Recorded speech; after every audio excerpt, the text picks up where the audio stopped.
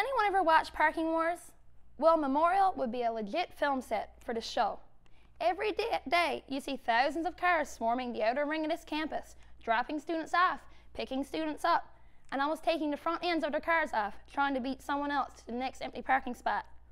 Memorial has about 17,000 students.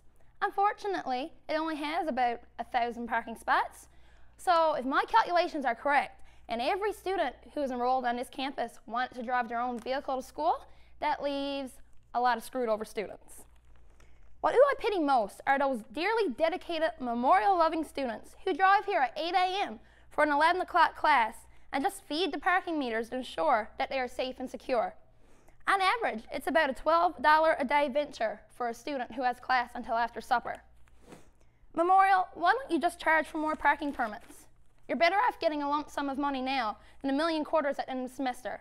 Most students will end up spending a couple $100s in quarters on parking anyways. Better yet, what about the students who have purchased parking permits? I live at residence, and I have purchased my own parking spot outside of my house for the semester. The other day, I run to the post office to return home 7.5 minutes later to find a parking spot that I just pulled out of filled with a car.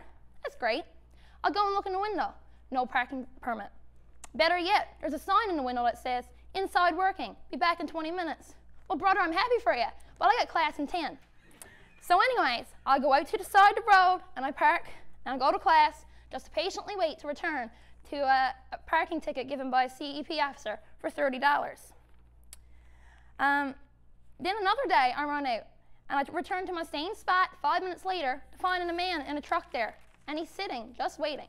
I pull up in front of the spot, and I look at him, and he looks back at me. He doesn't move. I park there for the next 10 minutes, and I just stare at him. He doesn't move.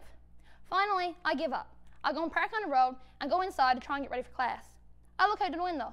The man gets out of his truck, locks the truck, and goes into another building. Does anyone understand signs that say parking by permit only? They only sell as many permits as there are spaces. So if people followed the rules, I wouldn't be here ranting like Rick today.